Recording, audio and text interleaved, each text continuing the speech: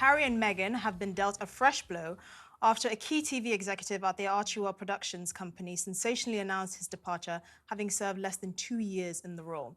Producer Bennett Levine's absence will be keenly felt, seeing as he played a critical role in creating the pair's hit Netflix docuseries Harry and Meghan.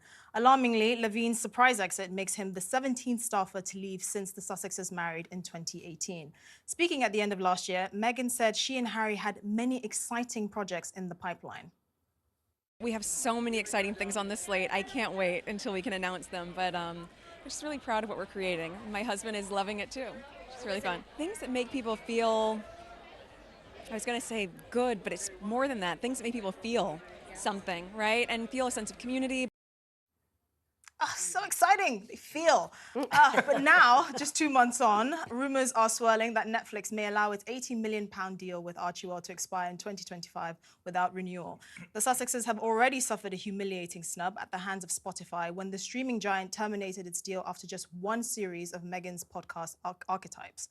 One of the platform's executives even called the couple grifters in the aftermath. Look, every company has to deal with staff turnover. I appreciate that some industries have higher turnover than others, like the teaching industry, staff turnover is the highest there. But I think one thing I've noticed is the sheen has worn off the Sussexes.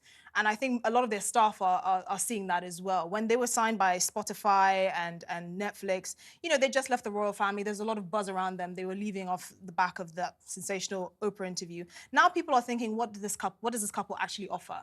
Because time and time again, particularly in this industry, you see people that have really honed their craft and really become specialists, and they get overlooked by people with a big name who don't really have that kind of skin in the game. And eventually you're thinking, what do these people offer other than name recognition? And I think that's the same with Harry and Meghan. I'm just sitting here thinking, Lord Vase is listening to you speaking and thinking, why is she here? This is what I mean. Oh, how dare he! He is a super fan.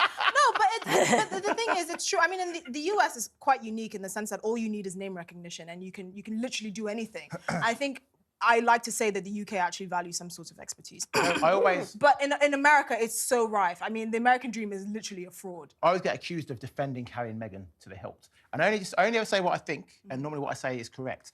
And what I will say is that in Hollywood, you're only as good as your last film or your last project. And for Harry and Meghan, unfortunately, they haven't had a real out-and-out hit since their massive documentary for Netflix. Yeah. Everything else they've done has kind of been meh. And why was it a hit?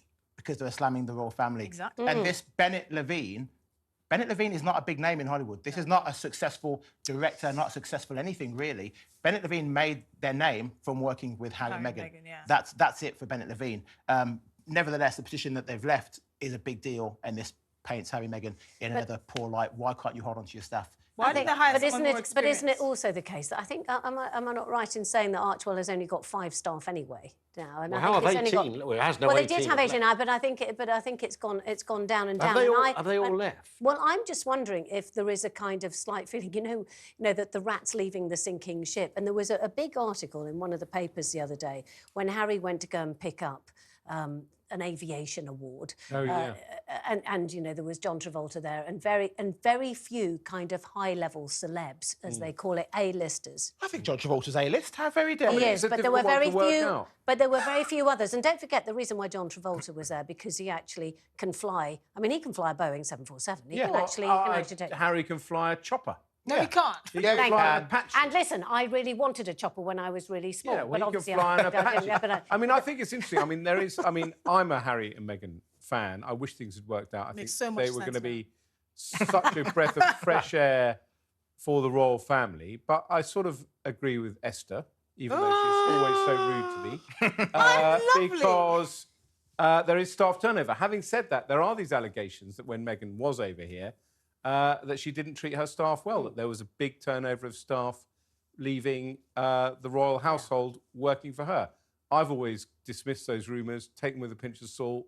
People had an agenda against her, and obviously when somebody leaves, is it Archewell? Or Archewell. But you kept saying Archewell. Just for balance. Anyway, not that I'm having a go at you, Esther, just because you have a go at me. When Harry and Meghan... The point is that...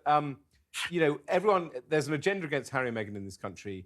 When somebody leaves your company, the whole thing is about to collapse. It's a total disaster. It's very hard to get through the fog on this, whether it's genuinely not working, whether it's something to do with Meghan's working style or whether it's just the British press doesn't like them. Look, just very quickly. When they do a project, they hire staff. Yeah. So when they're making archetypes, they hired like 60, 70 people. They're not necessarily working for Archewell. They're not exactly. They're freelancers, which is common in this industry. So but isn't the bottom line that, you know, they were kind of put up there as if they were kind of Jay Leno and Roseanne Barr in terms of their ability to make successful television.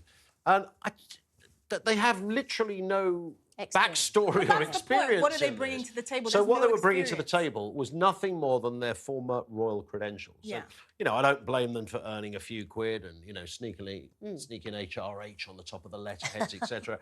But they are, despite what they went on to do, and I think we can all agree, they have pretty bad-mouthed their own family, and I think to the detriment of themselves. But ultimately, now the shine has come off the publicity. People go, well, what have you got for us? And I don't think they've got very... They're not philosophically programmed. As soon as what you're saying is... That's all they have. As soon as they sort of, you know, did the dirty on the royal family, the cash cow, which was the royal family, kind of disappeared. Yeah, that's all all they have is that they are Harry and Meghan. Well... They're not Harry and Meghan. Oh, these are really amazing programme makers. Look, first of all, in terms of not being programme makers, fair point. However, Obama...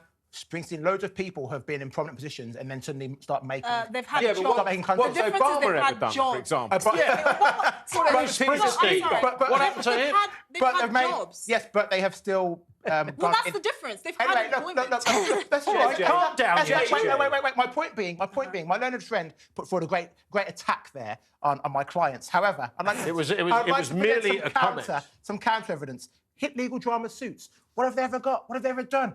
Meghan was in a little show called Suits. Guess what? Last year, it was the most watched show on Netflix, streamed 57.7 billion times. That's billion? The Office. Yes, it beats everything. Well, people had a little look at it because she was in it. Suits last year. Okay, I started watching Suits a few weeks ago. It's quite addictive. I love it. But it was never a massive hit. I'm sorry, it was a hit now, baby. It did all right. Hit now, baby. Suits was fantastic. I knew Meghan before she married Harry. It was okay. It was fantastic. It was okay. I really she was rather good. It's a really good series. You knew Meghan? Yeah, of course. Not personally, but... You knew Beckham, I can't believe this show. She was my missing Puerto Rican sister. Wish I brought my autograph book. Do you know that aviation awards thing? You know, that's the only award ceremony that Ed's not attended in 10 years. You know that? Now, listen, that's enough of that.